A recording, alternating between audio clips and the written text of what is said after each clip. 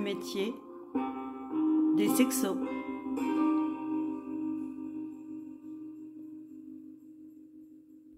Bonjour, je m'appelle Pascal Skomski. Je suis sexologue depuis 2019. Et il y a quelque temps, j'ai eu plusieurs demandes de partage, d'interviews de la part d'étudiants qui voulaient comprendre c'était quoi mon métier. J'ai pris plaisir à échanger avec elles, avec eux, et je me suis rendu compte qu'il aurait été plus judicieux de créer une sorte de catalogue du métier des sexos, car j'ai une certaine manière de proposer mes accompagnements. Et mes collègues ont d'autres ressources et d'autres manières de proposer leurs accompagnements. C'est dans cette idée-là que j'ai proposé de créer le métier des sexos. Le métier des sexos, c'est un ensemble d'interviews de différents professionnels de l'accompagnement, de l'intimité, de la sexualité, du couple. Au fur et à mesure de ces entretiens, vous allez découvrir différentes personnes avec différents outils. Ça a été très riche et très joyeux pour moi de mener ces enquêtes et de découvrir l'univers de tous mes collègues. Ça a été très joyeux également de me rendre compte qu'il existait tant de thérapeutes différents que de patients, clients ou personnes qui pourraient être accompagnés. J'espère que vous prendrez autant de plaisir que moi à découvrir ces interviews. N'hésitez pas à laisser des commentaires en dessous, n'hésitez pas à partager. Il est intéressant, selon moi, de faire découvrir ce nouveau métier qu'est le métier des sexos. Bien juste que tu te présentes donc avec ton nom, ton prénom, et puis comment tu te désignes toi au niveau professionnel? Quels sont... Euh, oui, donc, Pascal Gauquier, psychologue, sexologue, hypnothérapeute. Voilà. D'accord. Et quel est ton parcours professionnel du coup? Comment tu en es arrivé à, à être là maintenant? Être sexologue. Sexo-hypnothérapeute. Ah bon, alors, euh, donc, comment j'en suis arrivé là? Eh bien, c'est quand je suis arrivé ici au centre Arthur Renier, donc il y a 26 ans, 27 ans, quelque chose comme ça.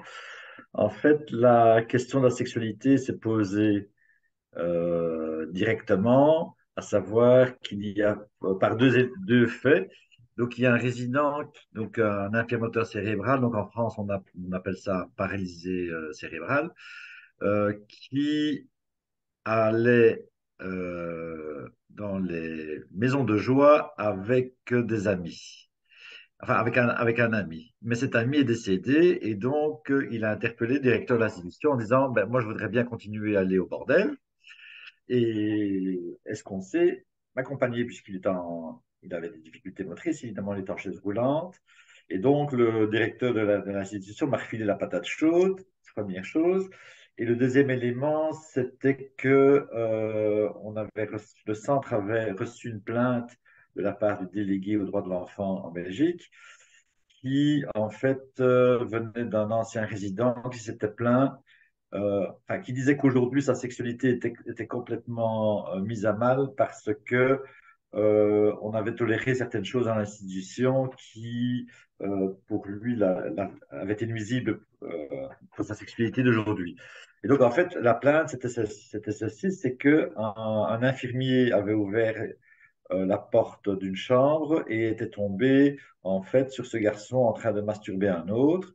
Et cet infirmier, pour respecter l'intimité, avait refermé la porte. Et donc, en fait, enfin, le garçon qui est adolescent à l'époque aurait souhaité en fait qu'on interdise le fait qu'il masturbe un autre parce qu'il disait que par la suite, cela avait influencé sa sexualité.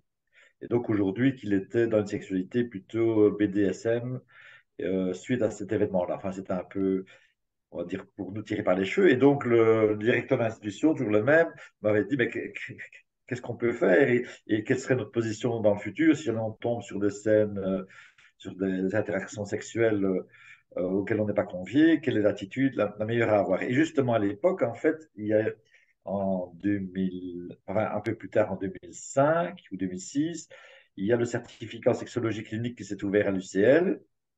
Et donc, j'ai dit à mon directeur, ben voilà, il y a une formation qui s'ouvre et j'aimerais bien pouvoir y participer parce que je ne me sens pas du tout de compétences pour pouvoir répondre à toutes ces questions. Et alors, c'est ce que j'ai fait. Donc, j'ai fait le certificat en sexologie clinique, durant lequel, en fait, il y avait un module hypnose et troubles sexuels. Et donc, j'étais initié lors d'un module à l'hypnose.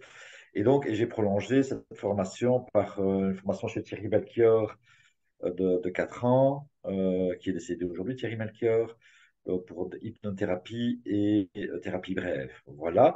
Alors, il faut savoir qu'avant, en fait, d'arriver au centre d'Arthur René, j'avais une dualité par rapport au sexuel au sens large, à savoir que j'étais directeur d'institution. Et dans cette institution, dans la première institution dont j'étais directeur, il y avait la population, c'était ce qu'on appelait des polyhandicapés nursing. Donc, en fait, des personnes extrêmement handicapées physiquement et mentalement, et pour lesquelles le personnel ne faisait que des soins de nursing parce que, enfin, il ne voyait pas d'autres alternatives, d'autres possibilités.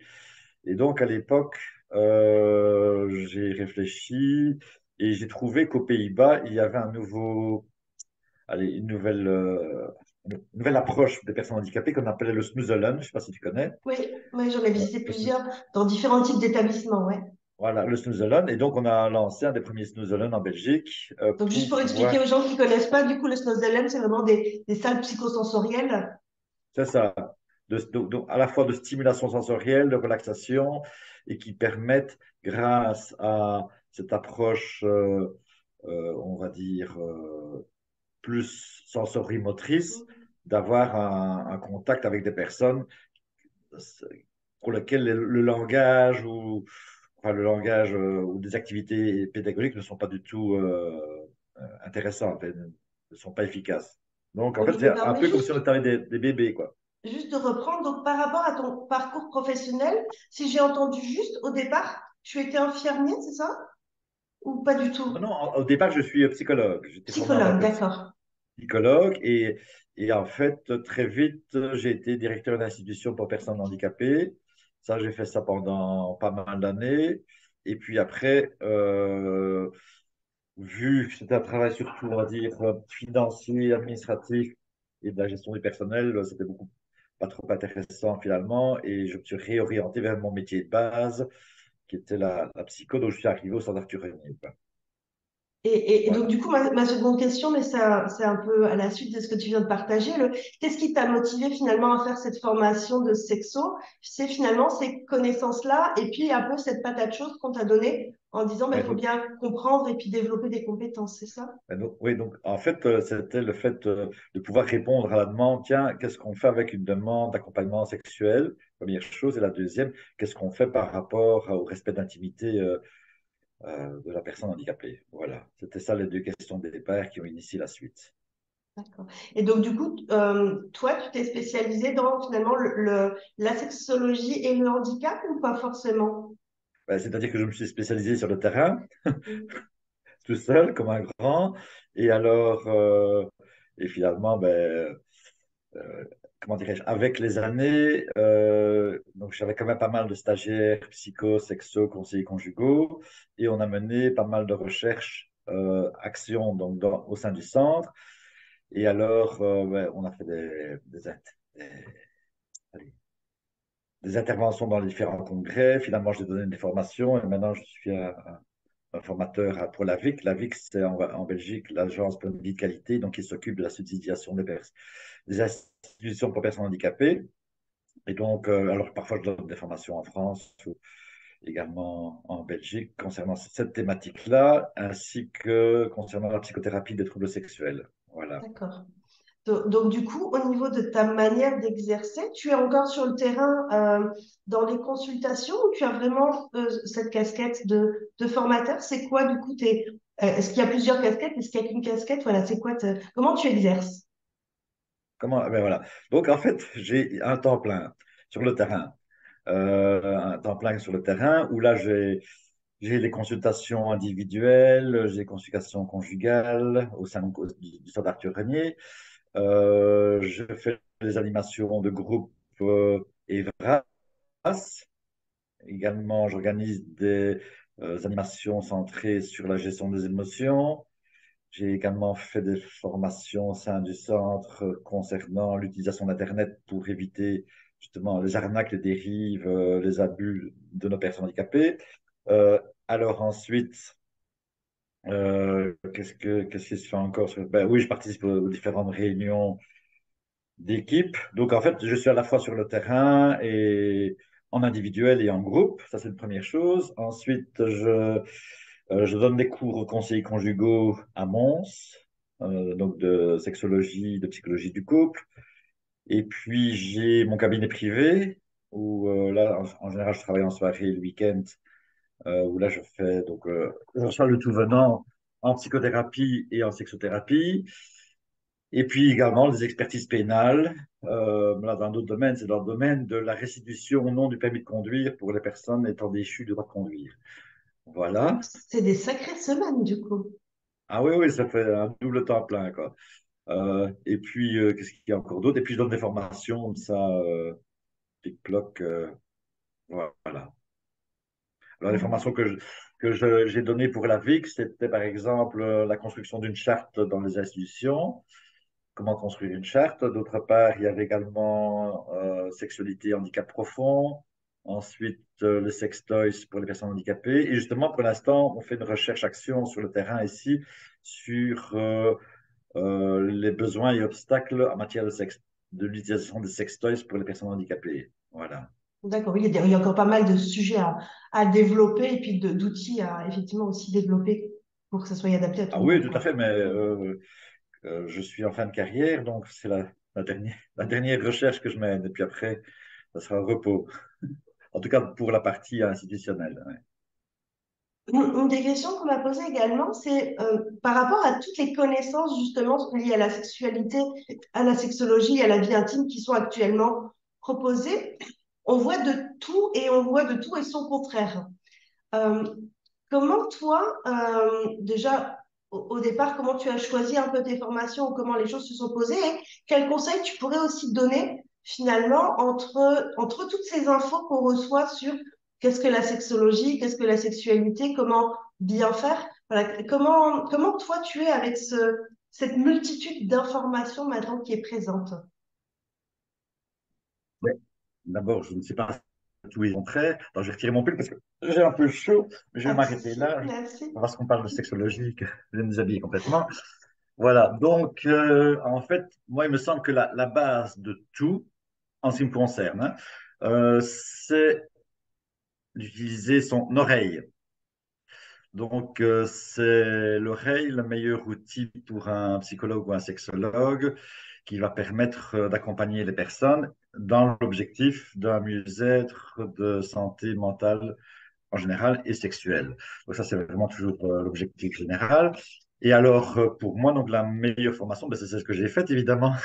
Ok. Donc, c'est la psychothérapie centrée sur la personne ou expérientielle, donc la psychothérapie rogerienne.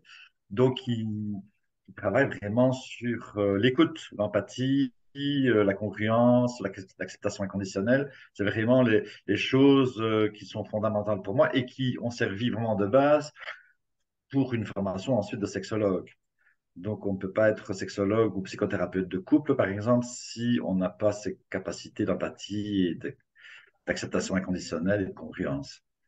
Super, Donc, parce que du coup, tu vraiment, réponds déjà en partie à mon autre question qui sont quelles sont les compétences nécessaires justement pour être dans cette formation. Donc, effectivement, tu me parles déjà de cette qualité d'écoute et cette qualité d'accueil de l'émotion de l'autre et puis aussi d'être juste avec soi-même. Est-ce ouais. qu'il y aurait d'autres compétences qui pour toi seraient nécessaires? Oui.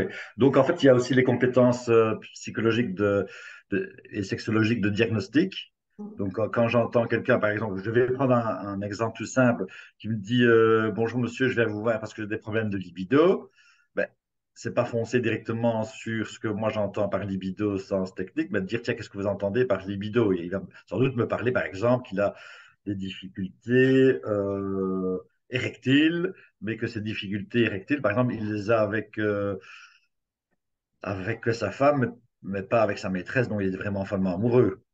Donc, c'est pas, c'est pas finalement la libido telle que on aurait pu le croire et, si on n'avait pas écouté la personne profondément, quoi. Donc, en creusant. Donc, je pense qu'il faut avoir d'abord, outre l'écoute, la capacité de diagnostic et de reformulation, aussi des capacités pédagogiques, d'explication aux personnes, donc de se mettre au niveau de chacun de nos bénéficiaires. Alors, il y a également quoi comme autre compétence? Ben, la capacité aussi sans doute de savoir quel est le meilleur outil en fonction de la personne qui est en face de nous. Par exemple, il y a des personnes qui ont une approche très intellectuelle de leurs problématiques et d'autres une approche beaucoup plus corporelle. Donc, à ce moment-là, on utilise l'un ou l'autre l'outil parce que après avoir fait la sexo clinique en général, il faut faire des formations complémentaires de sexothérapie. Par exemple, j'ai fait la sexothérapie fonctionnelle avec Pascal de Sutter et François de Carufel. Également, qu'est-ce que j'ai encore fait d'autre? Oui, le relationship avec les Françaises de Marseille, Nicole Saradon et sa sœur. Donc là, c'était un travail sur l'amélioration de la communication dans le couple. Voilà, donc, et puis l'hypnose, évidemment, c'est un sacré outil qui était à utiliser en fonction, évidemment, non seulement de la problématique, mais également du profil de la personne. Du Voilà. coup, ce que j'entends, il y a à la fois ce terrain un peu d'enquêteur, de un peu justement venir chercher vraiment le pourquoi du fond et de savoir quel outil utiliser à quel moment. Et j'entends Oui, aussi une des compétences qui du coup, tu le dis sans le dire, mais c'est aussi cette curiosité de vouloir développer ses connaissances et de vouloir au fur et à mesure élargir son champ de compétences. tout à fait, tout à fait. Donc, en fait, c'est ce que j'explique aussi à mes étudiants en conseil conjugaux. Euh, Ce qu'il faut faire, c'est être un peu Sherlock Holmes quand on a une problématique. Et alors, parfois, je leur donne des jeux de rôle complexes, c'est-à-dire que, par exemple, allez, je pense à des cas cliniques que j'ai vécus où un couple vient parce que madame est vaginique, le problème de vaginisme se résout, et puis monsieur vient parce que, en fait, il a des problèmes érectiles, et les problèmes érectiles persistent parce qu'en fait, il y a eu on va dire, des relations incestuelles dans sa jeunesse. Et donc, en fait, le vaginisme cachait un peu le premier. Le second problème était sans doute la raison aussi du choix du couple, à savoir, tiens, je choisis une femme qui ne me mettra pas en péril, et puis une fois qu'elle l'ait soignée, ça me met en péril moi-même, et ça peut mettre en péril le couple. Donc, voilà, donc il y a un travail de Sherlock comme ça à voir. Et puis, de cette curiosité, ben oui, en fait, la sexologie, la psychothérapie évoluent sans cesse, et donc il faut toujours, je pense, se former.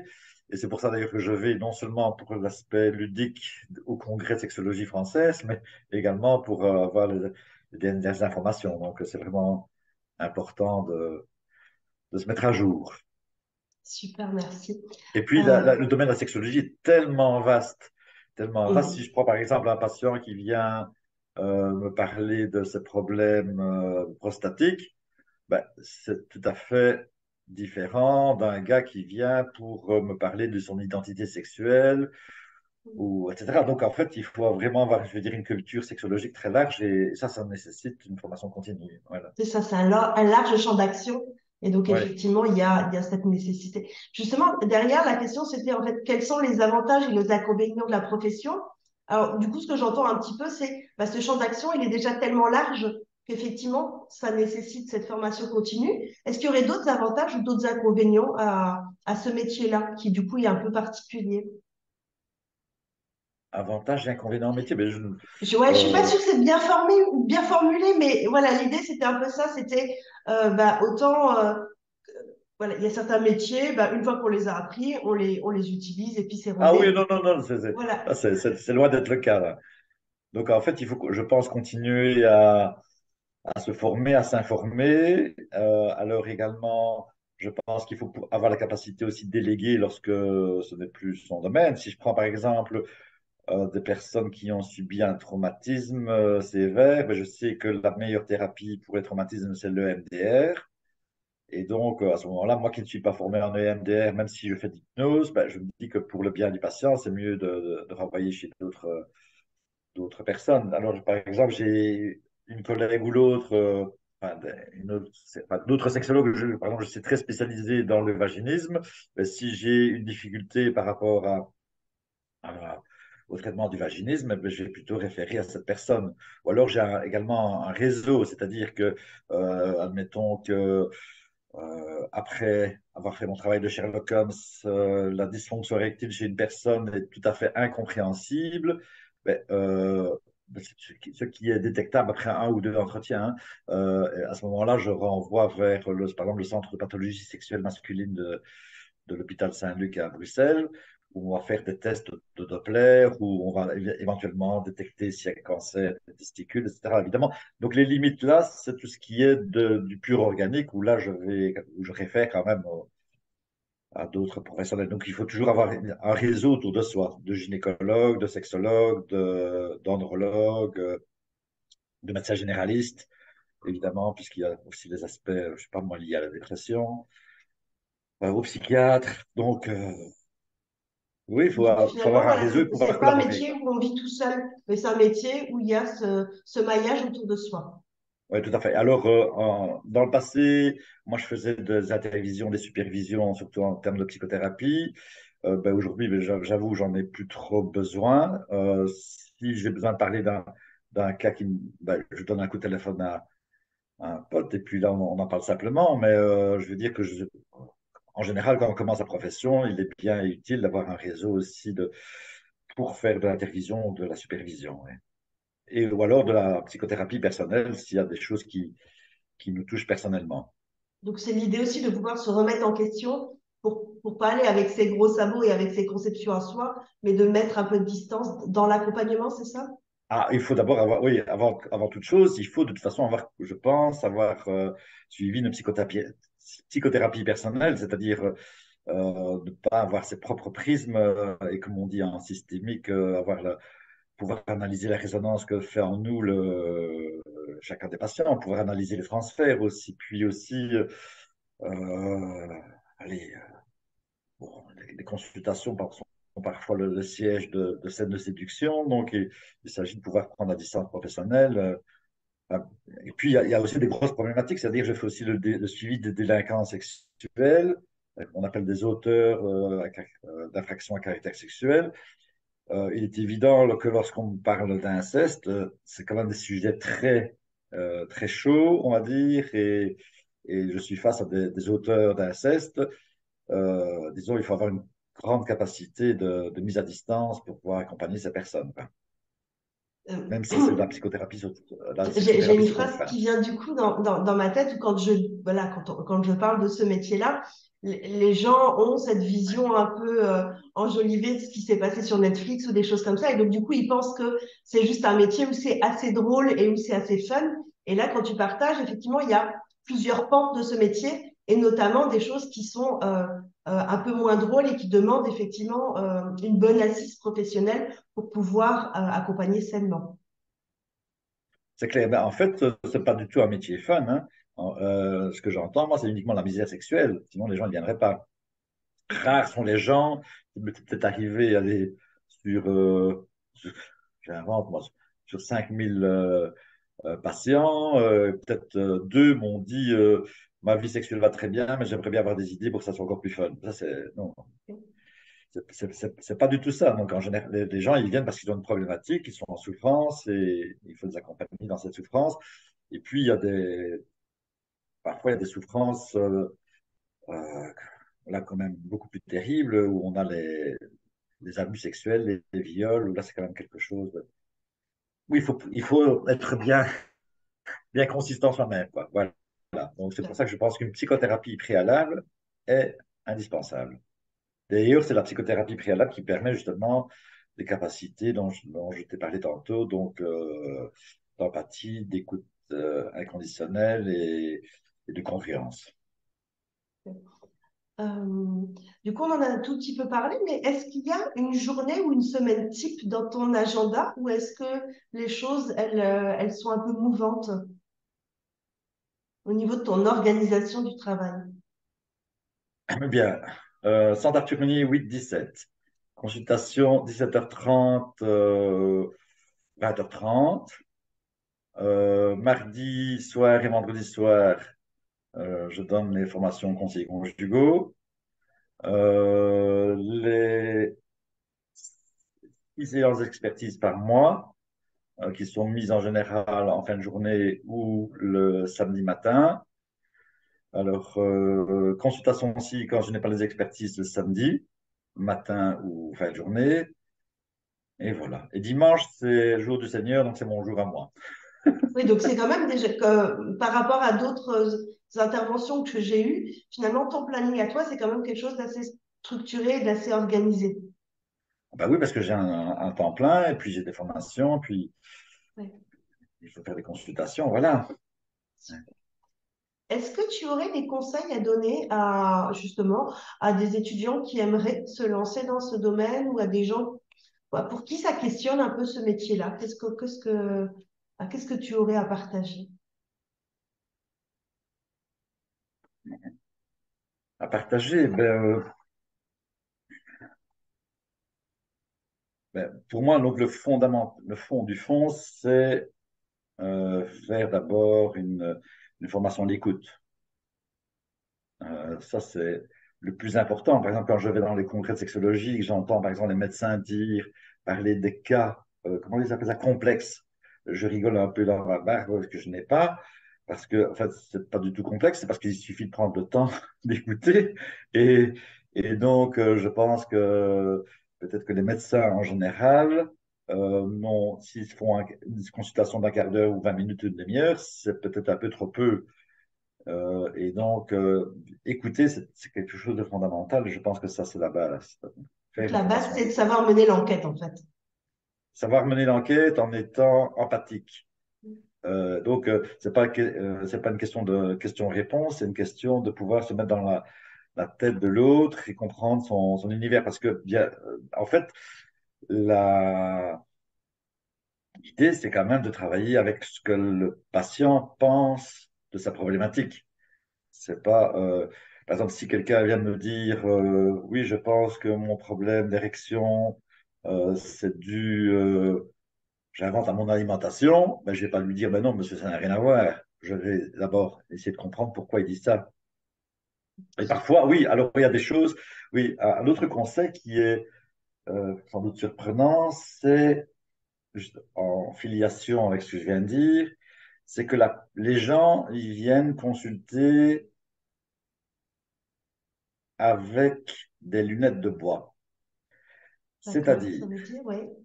je vais, en fait, je me rappelle, le cas le plus caricatural que j'ai eu il y a peu, c'était un monsieur qui vient, qui me dit,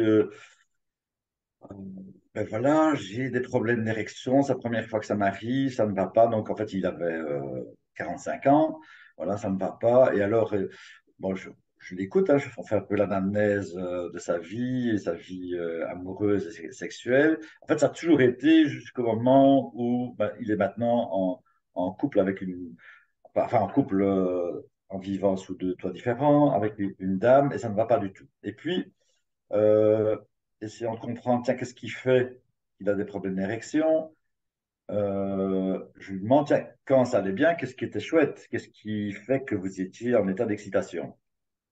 Alors, il m'explique, et à chaque fois, en fait, ce qu'il m'explique, c'est sur base d'un physique. Donc, madame, je sais pas moi, était petite, était faite comme ceci, comme cela, et je lui dis, tiens, et aujourd'hui, ben, pour arriver à ces questions-là, il m'a fallu 5 entretiens, hein.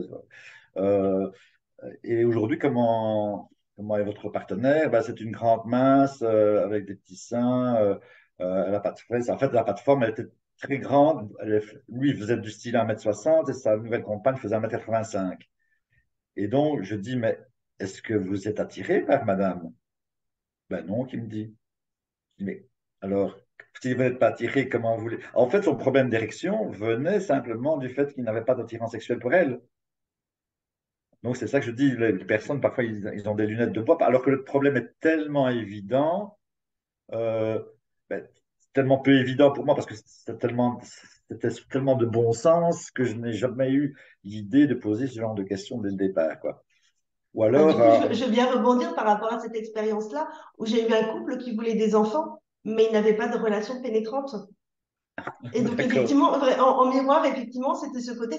Et pareil, en fait, c'est tellement logique que pour vouloir des enfants, il faut un rapport pénétrant, que la question, elle se pose pas, Ouais, pas facilement. Oui, oui, ouais, j'entends bien l'écho, ce qui est partagé, ouais. oui.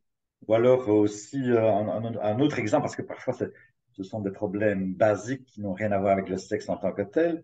Un couple où ils viennent parce qu'ils ont des problèmes de libido.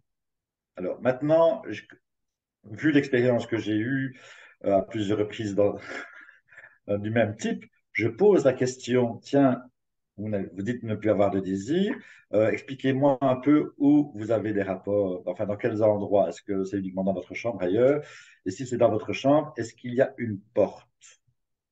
Et donc, combien de fois je suis tombé sur des couples qui n'osent pas avoir de rapport parce que c'est un bâtiment qui n'est pas fini, par exemple, et leurs enfants sont juste dans la pièce à côté et ils sont bridés à cause de la peur d'être entendus. Je dis, mais mettez. Alors, finalement, c'est ça le problème, c'est la porte. Des fois, c'est pas plus compliqué que ça, oui, c'est vrai. Parfois, entre guillemets, c'est très simple, mais je dis, les personnes, elles viennent avec des lunettes de bois. Super. Et pour conclure, j'aurais une dernière question. Est-ce que ce serait possible que, en un mot, en une phrase, tu me résumes ta vision de la sexualité ou de la vie intime? Ouh, en une phrase. En un concept, alors. Ouais. En une phrase, ma vision, eh bien, c'est la vie intime et la vie et la sexualité, ben, ce sont deux éléments majeurs de la bonne santé physique et enfin, surtout mentale, que ça fait un partie intégrante de la personne et que, que dire en un mot, qu'il faut veiller à l'entretenir parce que ça ne s'entretient pas tout seul. Ouais, il y a plein de concepts dans ce que tu viens de partager là, Ouais. effectivement, ouais.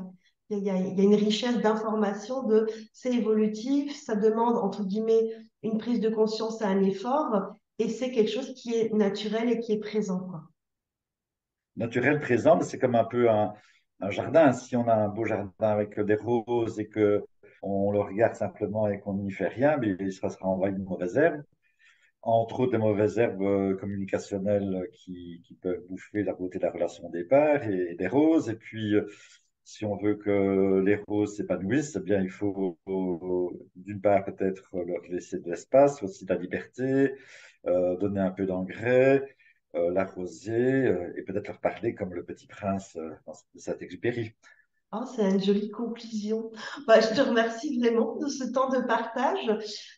Moi, ce que j'ai beaucoup apprécié, c'est le côté hyper concret finalement de voilà, d'avoir partagé plein d'exemples de la réalité. Ça permet aussi de mieux comprendre des fois des concepts que de rester sur de la théorie. Ouais. Et c'était vraiment super joyeux. Je te remercie beaucoup.